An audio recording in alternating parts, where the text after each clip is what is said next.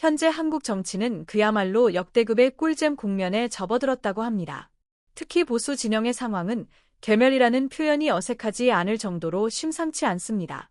2016년부터 시작된 한국 보수의 몰락이 이제 그 최종장을 향해 달려가고 있다는 분석이 나옵니다. 이러한 보수 괴멸의 한복판에서 제2당 대선 후보로 나선 김문수 캠프의 행보는 그야말로 정신머리가 하나도 없는 모습으로 묘사됩니다. 공약 정책이 중요함에도 불구하고 쓸데없는 외부 변수에 휘둘리며 정작 중요한 이야기를 할 시간이 없다고 토로할 정도입니다. 가장 충격적인 장면 중 하나는 5.18 행사를 대하는 태도입니다. 특히 5.18 전야제는 시민들의 행사이자 희생자를 추모하는 제사와도 같은 성격을 지니는데 김문수 후보 측은 12.12 군사 쿠데타와 5.18 진압의 주역인 정우영 전 특전사령관을 캠프 상임고문으로 위촉했다가 논란이 되자 부랴부랴 해촉한 일이 있었습니다. 광주 시민들 입장에서는 자신들을 모욕한 사람을 어떻게 부르겠냐는 것이죠. 결국 전야제 초청을 받지 못하자 삐져서 본 행사, 기념식 마저 안 가겠다고 했습니다. 대선 후보라면 지지율이 낮더라도 초대를 못 받더라도 국민 대통합을 위해 진정성을 보여야 하는 것 아니냐는 비판이 나옵니다. 너네 안 불러. 안 가. 라는 태도는 별표 미친 소리 별표라고 일갈됩니다. 어떤 공당이 5.18 기념식 참석 여부를 가지고 눈치를 봐야 한다면 그 당은 별표 차라리 사라지는 게 맞다 별표는 신랄한 비판도 제기됩니다. 캠프 운영은 더욱 가관입니다. 선거에서 반전 모멘텀이 필요할 때는 공중전으로 가야 하는데 이 캠프는 정반대로 바닥으로 내려가 별표 하루에 한 명씩 당원 만나기 운동 별표를 벌입니다. 이는 유권자가 아닌 당원을 만나는 것으로 사실상 대선이 아닌 전당대회를 준비하는 모습으로 해석됩니다. 이는 마치 반에서 공부 못하는 학생이 하루에 1점씩 올려서 졸업할 때 서울대 가겠다는 이야기와 비견되며 조롱받습니다. 급하다면 차라리 윤석열을 제명하고 국민들께 무릎 꿇는 것부터 시작해야 공중전이라도 시도해 볼 수 있다는 냉철한 조언도 나옵니다.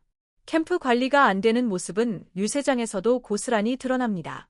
유세장 맨 앞줄에 권영세, 권성동 같은 당내 핵심 인사들을 은퇴하라고 적은 피켓을 든 사람이 자리 잡고 사진까지 찍히는 상황은 별표 선거 캠프가 제대로 돌아가고 있는 거냐 별표는 탄식을 자아냅니다.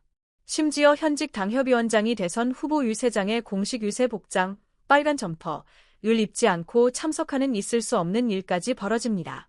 이는 당협위원장을 아예 안 불렀거나 아니면 오지 말라고 옷을 안 보냈다는 추측까지 났지만 당협위원장이라면 원래 유세복이 당연히 있다는 점에서 별표 정신머리가 없는 것 별표이라는 결론에 이릅니다. 인력 구성 또한 이상합니다. TV 토론 준비 단장급에 앉힌 김민전은 국회에서 잠을 자는 모습이나 과거 백골단을 국회로 부르려 했던 행보 등으로 비판받습니다. 그가 토론을 준비하면 어떤 멘트가 나올지 별표 거에 다 나온 것 별표이나 다름없다고 조롱합니다. 보수 괴멸의 조짐은 당 밖에서도 나타납니다. 콜통령 윤석열은 의원들에게 전화를 돌리며 김문수를 도우라고 독려합니다.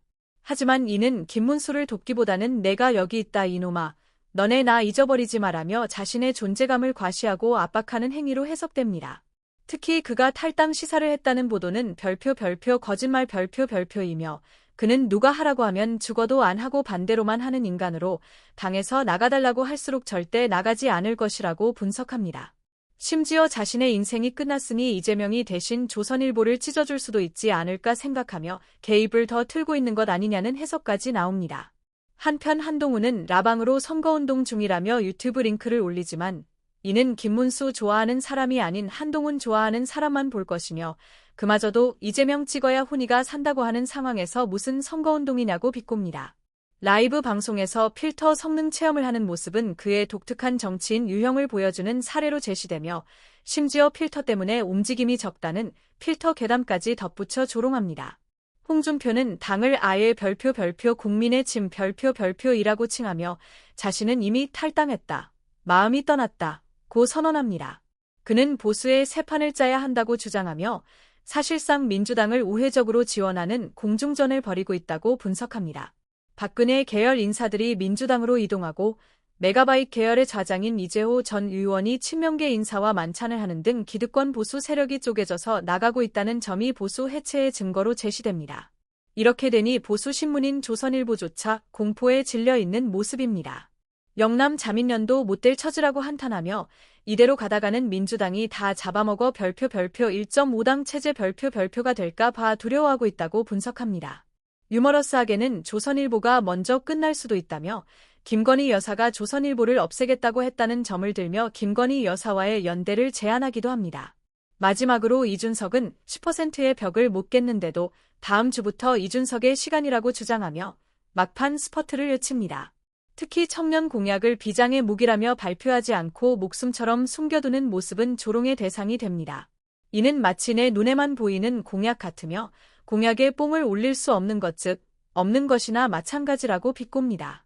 정책 개발 인력이 없다는 점과 스스로 실력이 없다는 것을 증명하고 있다는 점이 그의 현재 상황을 설명합니다.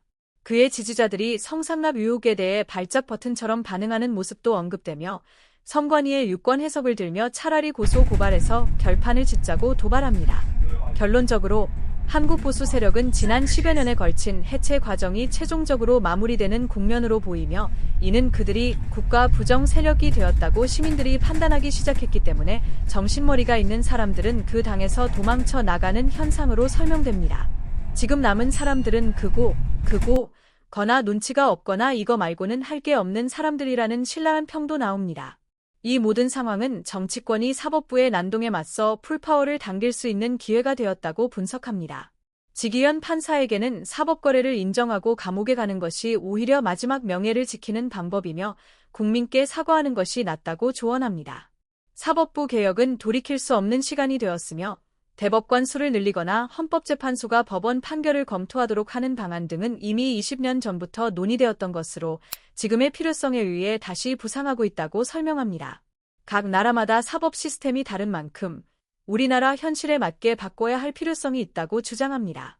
이러한 분석들은 현재 보수 진영의 깊은 혼란과 분열, 그리고 이로 인한 괴멸의 과정을 여과 없이 보여주며 동시에 사법개혁 등 정치권의 대응 필요성까지 제시하고 있습니다.